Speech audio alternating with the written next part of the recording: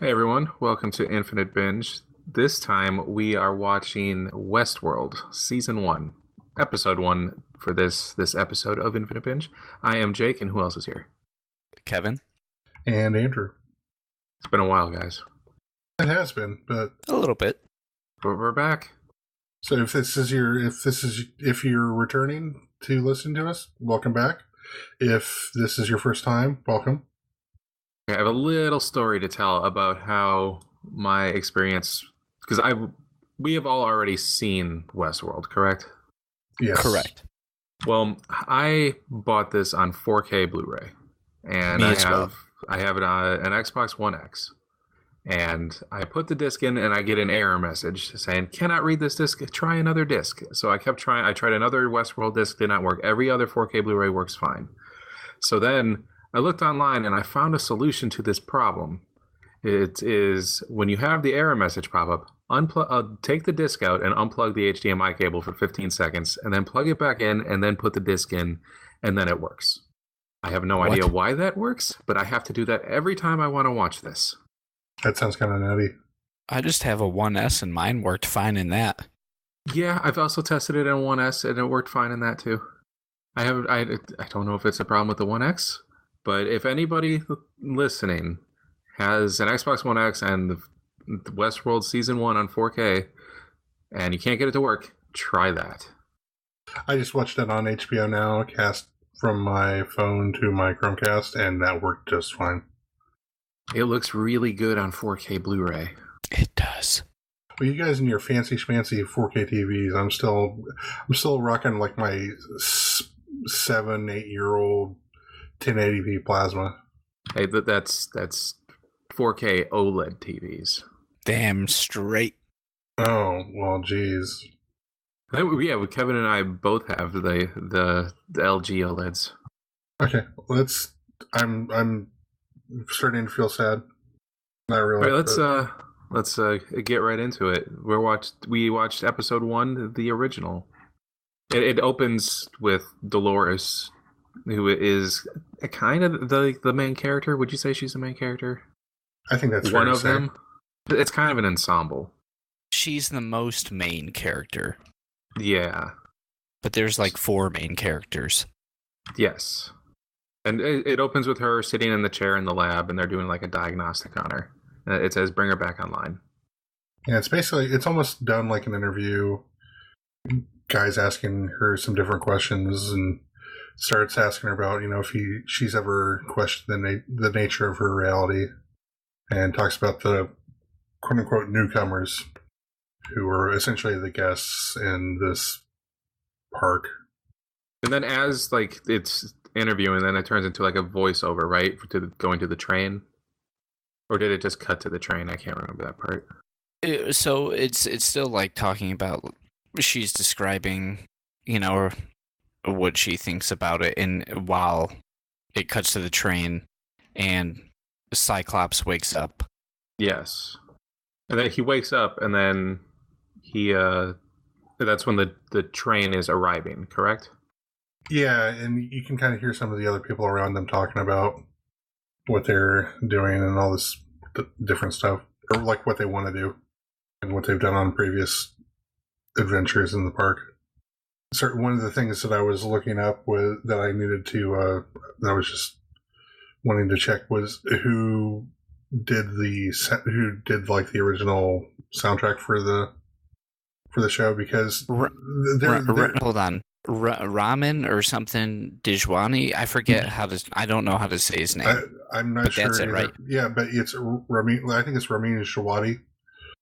But he also does Game of Thrones. Yes, does Game of Thrones, and it's just it's kind of, I bring it up because just to note, because the music, like definitely in this first episode, the music kind of kicks in a few different times, and that's kind of one of the first things that I noticed even the first time that I watched the show, because like it kicks when they're like when we're talking about like the train pulling into town, things like that, and they obviously have to have these things that happen consistently.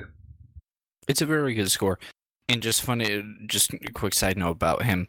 I had rewatched the first Iron Man movie a couple of weeks back. He also scored that, apparently, because when the credits rolled, I saw his name pop up, and I thought, hey, that's the Westworld and Game of Thrones guy. Yeah, I watched it. I was actually watched that a couple days ago and did the same thing. But anyway, sorry. I just wanted to point out something I found a little interesting. Like when Cyclops is heading into the saloon, like before he gets there, there's like someone outside, and it's basically like an NPC in like a video game giving out like side quests. Oh, right. The guy who's there saying like, hey, maybe this guy's up here, he's doing bad stuff. There's this bandit up in these hills. We need to form a posse and go get him. Yeah. Oh, man. Yeah, it's... And he's like, you want to join? He's like, not this time. I didn't think about it until you mentioned it, until you kind of framed it like that. It is exactly what that feels like. It's basically like something out of Mass Effect or something, where there's... I'd say Red Dead, maybe. It could be Red Dead. But I actually read an interview with... it's not Christopher Nolan, it's his brother Jonathan. Jonathan, right? yeah. Yes. Yeah, with him, and he was talking about how he played like all the Mass Effect games and used them as inspiration for the show. Because basically, this is kind of like a big video game, except with robots. I thought that was pretty interesting, though. But then Cyclops meets up with Dolores, right? And then they go back to her house. Yeah, they have some pre-existing relationship, and, you know, like he's come back from somewhere. And then, yeah, they go back to her house. And on the way there, hear some gunshots. And, is it Trevor? It is Trevor. Trevor from Grand Theft Auto kills Dolores' father. And apparently all they have to drink is milk at the house. So Cyclops shows up, guns him and his partner down. And, you know, Dolores shows up and all sad. And then the man in black shows up. Not Will Smith, but Ed, and I can't think of his last name. Harris. Yeah. Which I remember the first time I watched this. And even this time. I love that guy. He's so good. Oh, Ed Harris is great.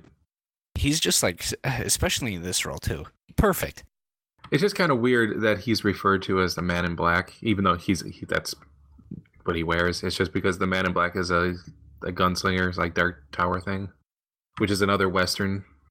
I think that's just a typical Western trope, kind of stereotype or trope. Yeah. But it's at this point though that we find out that Cyclops is a robot. At the way that like the episode is framed, because he's arriving on the train, so you think he's a newcomer, so you think he's a person, and like the way he's turning down side quests. Yeah, you would think that the quote unquote NPCs wouldn't even offer to him. Yeah. Yeah, and you also find out too that the robots cannot hurt the Man in Black or what would appear to be anyone, because like an actual person. An actual person, because he tries to shoot Ed Harris a whole bunch, does absolutely nothing, and then Ed Harris just guns him down, and then gets kind of dark as he drags Dolores into the stables. Yeah, well, I found that whole sort of interaction kind of interesting, where the Man in Black basically posits, what he didn't understand why they paired some of them off, and that he realizes that it doesn't mean he says that like it doesn't mean anything to win unless someone else loses, and then he basically, as he's dragging Dolores to the barn to do whatever, he's like, I pay for you to fight, or I want you to fight. And it's just like it has like a really creepy vibe to it. Oh yeah. Yeah, very, very creepy vibe. Yeah, and then it resets and Cyclops is back on the train, right? Yep. Which makes me wonder, is like, if you go there for like a week, does it reset every day? Or is there like an ongoing storyline in Westworld? I don't know. I would how long guess... are the stays? I think it's like, well, so later on in the episode, they and I get just for this because I mean, if you're listening to this, we assume that you've seen it. They make mention of when they are trying to fix some things that they're going to make Eschaton have the do the heist like a week early.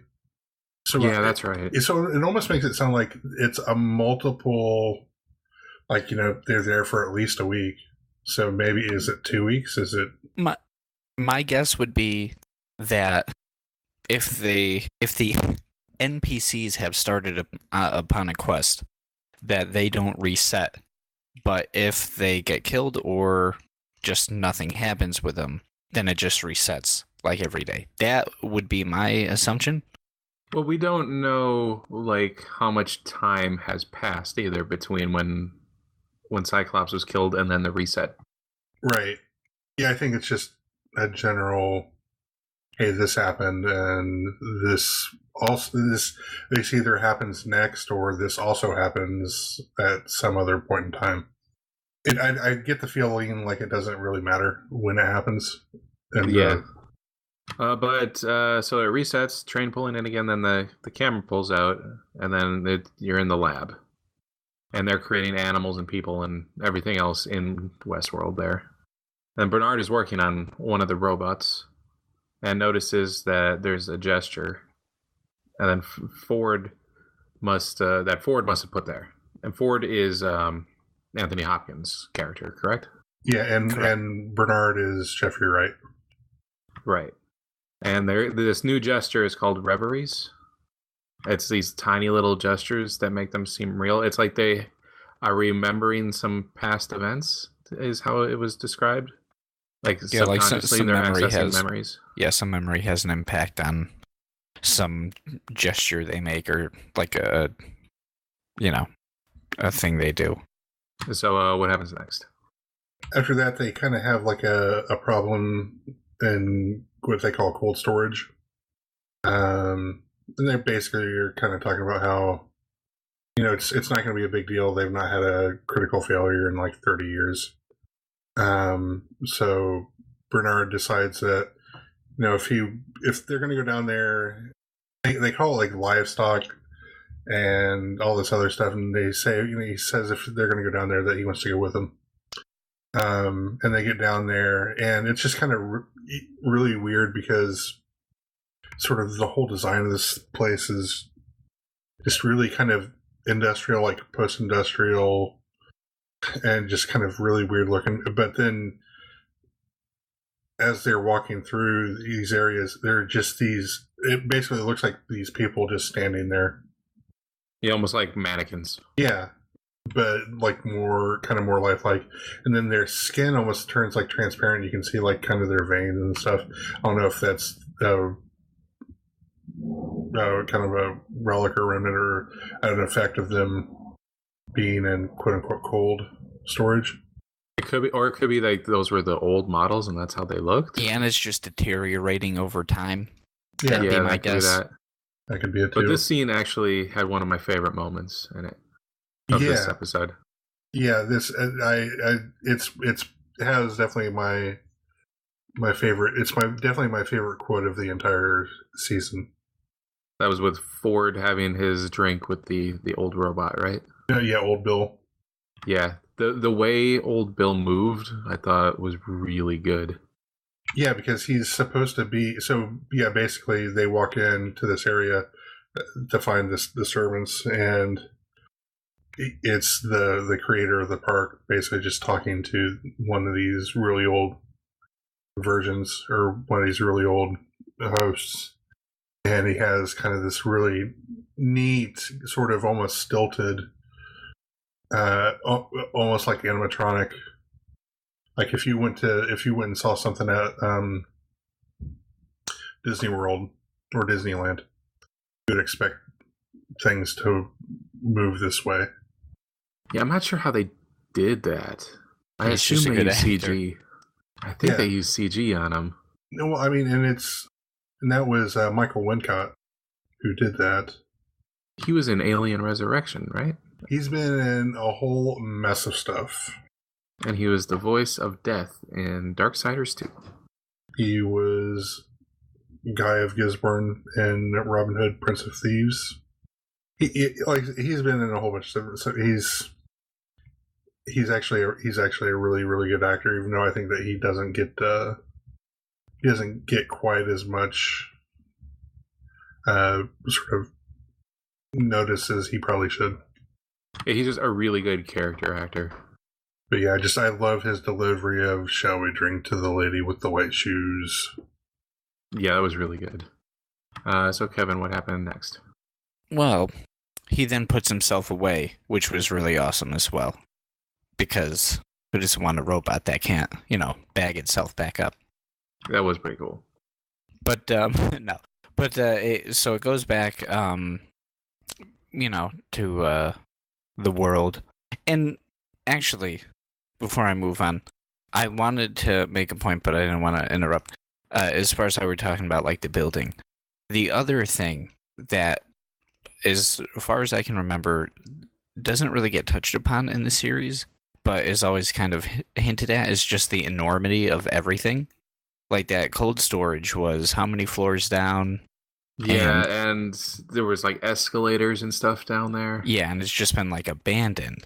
But, when you come back up, there's just so many people, so it's like, how massive is this place? And just even, the quote-unquote park itself is just, like, humongous. Oh, yeah. But go back to the world and such, and things are a little bit different. You can tell, something's kind of going on with that update, because you've got a couple of tourists that went along with the sheriff who went on the side quest, and he's talking about, got to be careful, guys up in these woods. And a fly, I believe, lands on his face. Yeah. And then he just starts, like, freaking out. Like, just stops working, basically. And cut back to the lab, where you have one of the, what you find out to be, like, one of the story guys, one of the writers for it, like, kind of losing his mind because it's another problem, and he's just kind of an asshole. And, just freaking out that the whole place is just going to go down. Yeah, because the Reveries update is about 10% of the population. And if I'm not mistaken, Bernard comes in, and this is kind of like their confirmation that it's the update. Or at least that's what kind of tips him off to thinking, hey, it might be the update. We'll keep an eye on it. Yeah, this is the point where it's like, well, this could be a problem with the update. Yeah, but they're not sure yet. So they don't decide to pull the 10% yet and roll them back, right? I think they do decide that eventually. Yeah. At this point, they're still just kind of keeping an eye out. Yeah, so then next, Dolores runs into some guests, and she shows the kid the horse. And the kid's like, "You're not real." And she's just confused. Well, she just kind of ignores it almost. And then just is like, okay, peace. Yeah, then it cuts to her father, and he finds a photo on the ranch. And he's just kind of staring at it for a while until Dolores shows up. And then he shows it to her, and she doesn't see anything. But then he's like, where is this lady in this photo? I don't recognize any of this. But she's just like, it doesn't look like anything to me. So, Andrew, what's next? So then we get kind of that dippy guy. I don't even remember what the character's name is. The one that's like all high-strung and English and pissed off. The writer? Yeah, the writer dude. And he's like talking to not Lorraine Bracco, because this woman, this actress, she looks like a slightly younger Lorraine Bracco. So that's like the only thing that I could think of who it is. But she kind of runs everything. Like she runs the day-to-day stuff. And so I guess so that some of the other people like Ford can concentrate on the technology and narrative and all that stuff. But anyway, so Writer Dude wants to stop the updates altogether, roll them back. And I think I think this is at the point that he says that, do you really want to think that, do you really want it to feel like you just shot someone, or that your husband is fucking that young girl or young woman or whatever? And then he this kind of goes into this extra thing where he's talking about what the park means to the guests and versus the shareholders versus the management is like what the park means to each of those different groups. And she kind of points out, or she asks him what he thinks that the park means to like management, and he doesn't know. And she kind of points out that if he's smart enough to know that there's something there, but not smart enough to see what it is, then he's really of no use to her, which was I found kind of interesting. It was just like such a sort of corporate America thing to have happen. Right. But yeah, they kind of cut it off there. Yeah, and then it cut back to the saloon with Black Hole Sun playing?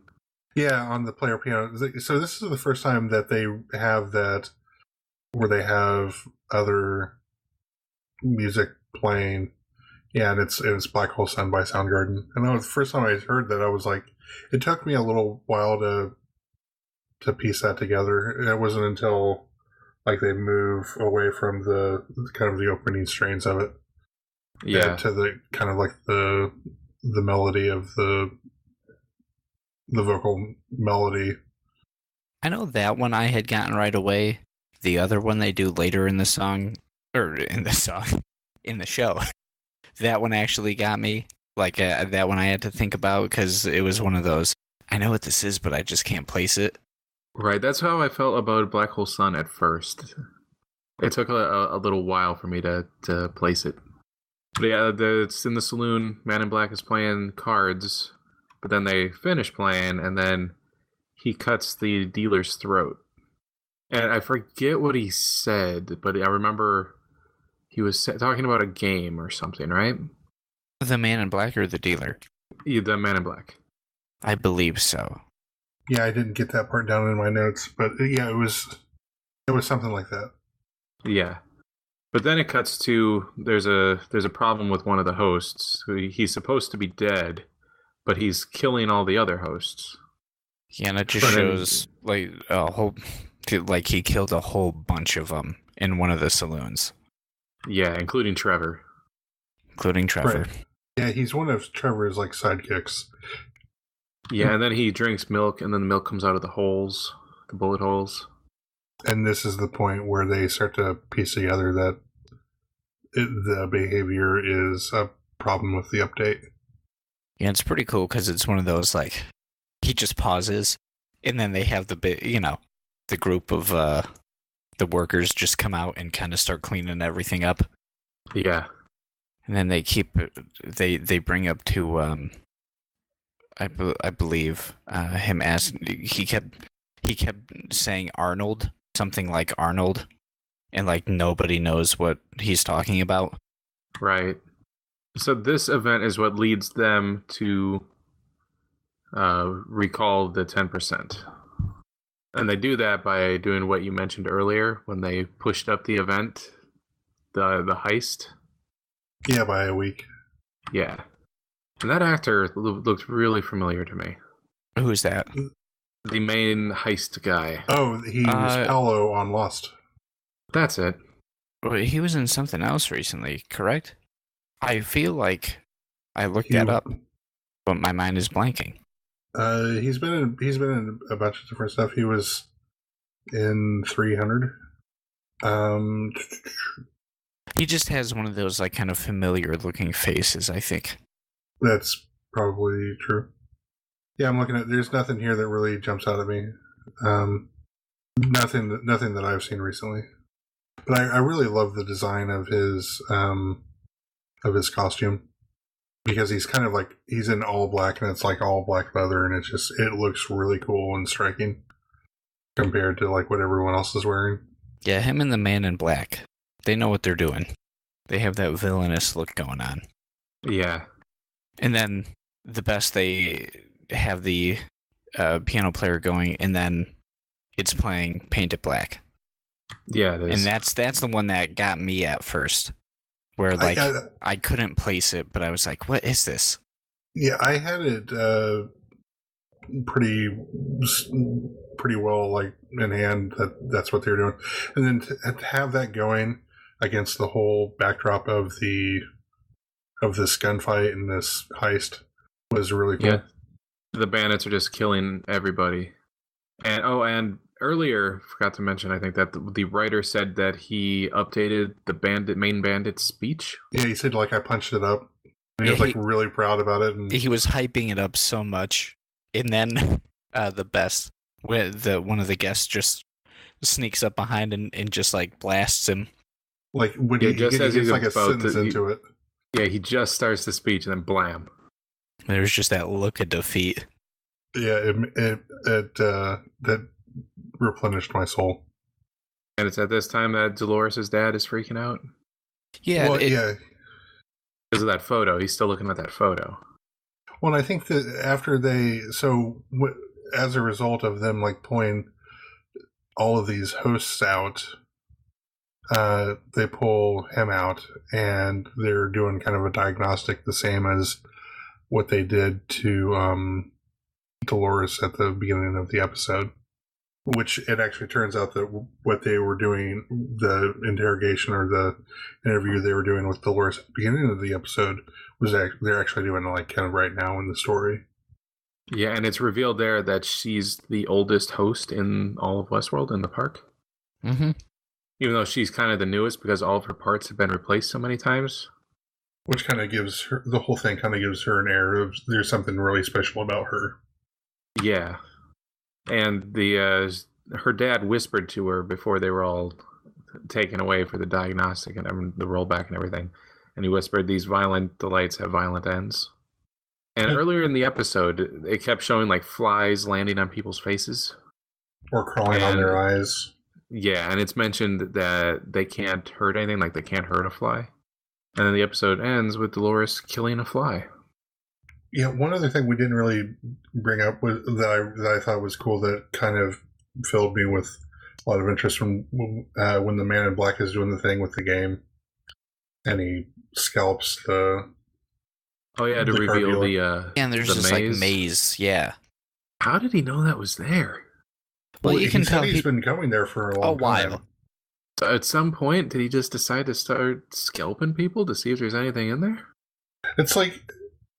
Thinking about video games and stuff, how do some of these people know to look for this different stuff? Are you saying he's a speedrunner looking for bugs? For hacks? Yeah. Well, he was probably one of these. He was like, I wonder if there's anything under that skin if I just scalped someone. Yeah, if I try to get this pixel into that pixel, oh, wait, I'm scalping this person. But yeah, it's there's definitely a lot of setup, with this being the first episode. Yeah, I wish we could kind of speculate a little more, but since we've all seen it, it would just be spoilers. But I like this episode. I think it's a good setup. I think it does a good job introducing everybody. I'd also like to add, for those who are fans of Westerns or think that where the show takes place is really cool, Northern Arizona / Southern Utah. Go there. It's amazing. Wasn't this like, this kind of has a look of like Monument Valley to it. It does, because part of it was shot there. See, like I said, yeah. It's really awesome. Have you guys seen the original movie? No. Negative. I started watching it, but it wasn't great, and I turned it off. Maybe it got better from where I left off, though. Oh, it looks like this is actually shot in Castle Valley, uh, 16 miles northeast of Moab. There's Utah. actually, and I only say this because I drove through Monument Valley in like that whole part of Utah and Arizona.